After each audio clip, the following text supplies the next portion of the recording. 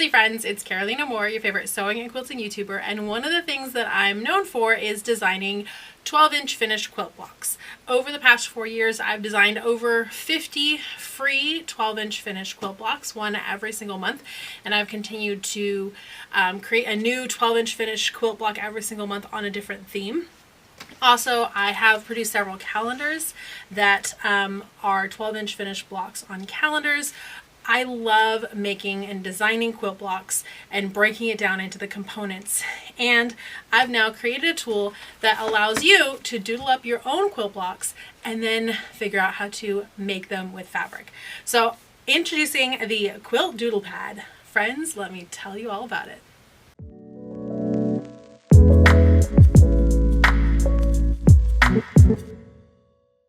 Alright, hit that subscribe button if you haven't already, because I'm going to tell you all about what I've been working on here. So this is the Quilt Doodle Pad. It is a notepad that has 50 sheets of paper, and it has a grid and then some lines here at the bottom so that you can doodle a quilt block, and if you want, you can then break down the instructions for how to cut the pieces for your quilt block so that you can actually make the quilt block if you wanted. I've handed these notepads out to some friends, and I as well have been doodling away, doodling up a storm, making all different kinds of fun quilt block designs, just having a really fun time making different quilt blocks on the Quilt Doodle Pad. Some of them will actually become fabric quilt blocks, and some of them will just be doodles. They'll just stay doodles forever, and that's okay. It's a fun way to get a little quilting in while you're on a Zoom call or on a phone call, or just, you know, having a little break. Alright, so I'm going to show you how easy it is to design a block. Let's get down into our tools and coloring utensils. So I have a bunch of different tools out here. You don't need to have this many tools when you work with your Quilt Doodle Pad. Honestly, just a pen or even like colored pencils is honestly my favorite. There are lots of different supplies that you can use.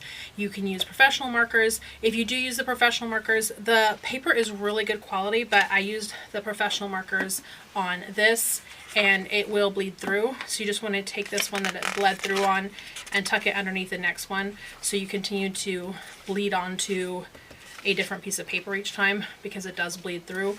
But any of the other tools I've used, I've had no problems with it bleeding. These, like the Crayola markers, no bleeding through at all on the notepad. So first you want to decide on what kind of design you want to use, and you can come up with one on your own. You can look online. This is the Encyclopedia of Pieced Quilt Patterns. I'll link this down below. And there are so many different ideas for quilt blocks in here that you can trace out and copy onto your doodle pad. Also, if you want to play and compare your math to somebody else's, you can grab one of my calendars and doodle out the block and then see what the cutting instructions I have, and compare that to how you were writing your cutting instructions. I also have over 50 free patterns that you're welcome to doodle out and play with as you experiment, and I've got the link to sign up for my newsletter down below in the description so that you can play with some of those different patterns as well. So let's actually make a quilt pattern. I really like this one right here. I think that's really fun looking, and I'm going to go ahead and do that with some Crayola markers here so you can see how these perform. Before you even start, you'll notice some really subtle little dots on here, and those were done on purpose. If you're on a phone call or a Zoom call, you don't want to be sitting there counting out little dots and blocks. So this little pink dot right here in the center is your exact center. So that's 6 inches down, 6 inches across. These little teal ones are 4 blocks down, 4 blocks across, and these are 3 blocks down, 3 blocks across. So that way you don't have to do as much counting for your quilt blocks. It's all right here. So let's bring our book over. All right, this is the block that we're going to make here, and it's a 9 patch. So that means I want to be looking at this 4 in over here. I don't have to do any counting. Now this grid has grid on the inch, so the darker is on the inch, and then inside each is also a little 1/2 inch grid. So if you wanted to do some really detailed piecing, or any of your units were on the 1/2 inch, you can absolutely do that. If you have anything on the 1/4 inch, you would need to go ahead and eyeball that, but 1/4 inch piecing is really tiny. So we tend to do a lot more piecing on the inch or on the 1/2 inch.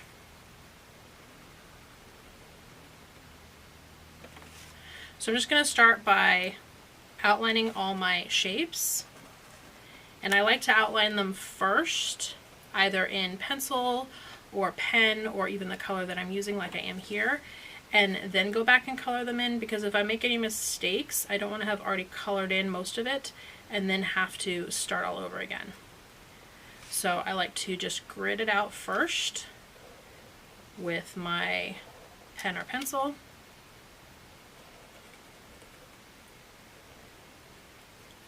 And now if you want to have really straight lines, what you can do is you can grab a sheet, fold it in half and give yourself a nice crease, and then use that to be able to give yourself some nice sharp lines. You could also grab a ruler. Quilters, we have rulers, so you can always grab a ruler. But you can just make yourself a nice straight edge with a folded piece of paper like this. And then when you're done with this piece, you can tuck it inside your notepad and use it over and over again. All right, I'm going to draw all my yellow and then color everything in. All right, I finished coloring it in, so I have my gridded version of the block in the book. And now I could have done this in different colors. I could have also changed the proportions of it.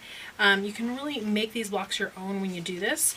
But the next step is I can either just leave it like this and enjoy my little doodle, or if I want to create myself some cutting instructions, I need to figure out how this block is broken up. This one is a 9 patch. So I'm going to start by gridding the 9 patch. I'm just going to use a marker, but you can use a pen or a pencil just to really mark out these lines.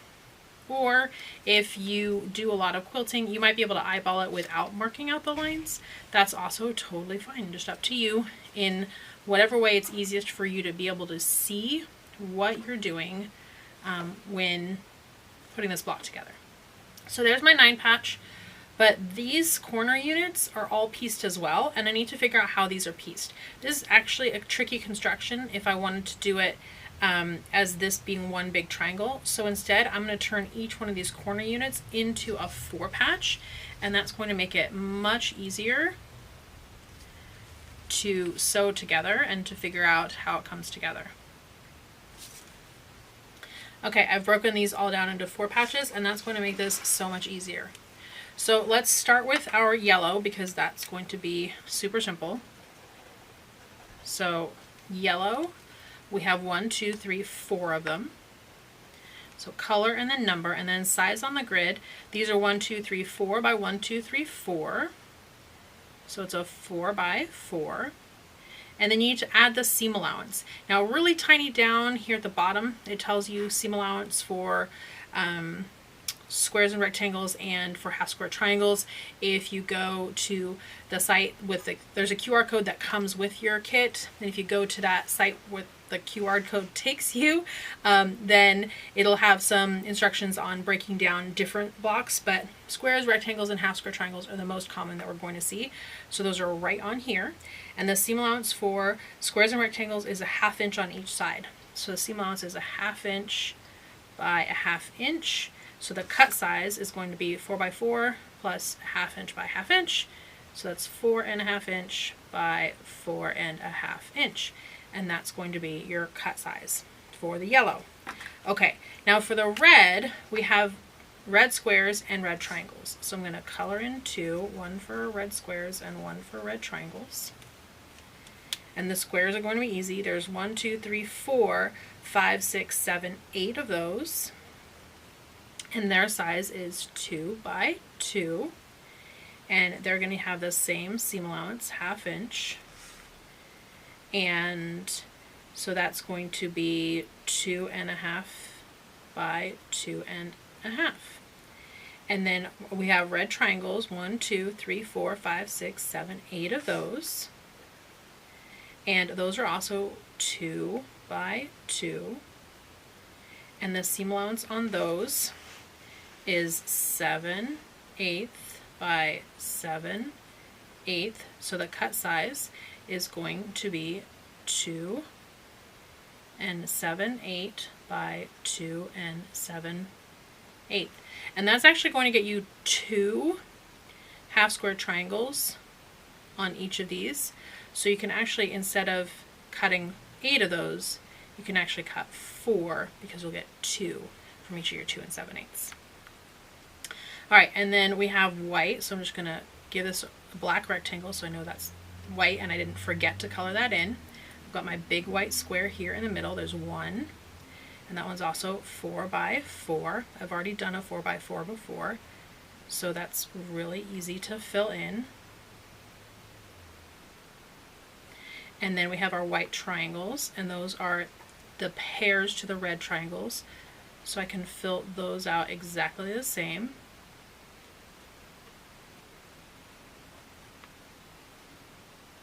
So they're 2 7/8 by 2 7/8. I'm going to put this 8 in parentheses here, so that I know that I'll have 8 of them, but I'm only going to cut 4. And there we go. I have all my cutting instructions for making this block, so I can cut this out and sew it together to make myself a fun little quilt block. Friends, even if you never turn any of your doodles into quilt blocks, this is just a super fun way to pass the time and add a little quilty something in your day. It's a great little gift to give friends so they can doodle some quilt blocks. Even if they're not quilters, they might get into the fun of designing quilt blocks with the Quilt Doodle Pad, and then maybe they'll want to sew them up. And so you get to teach them how to quilt and bring in new quilters. Wouldn't that be fun? So there are, again, 50 sheets in a pad, and they're so much fun.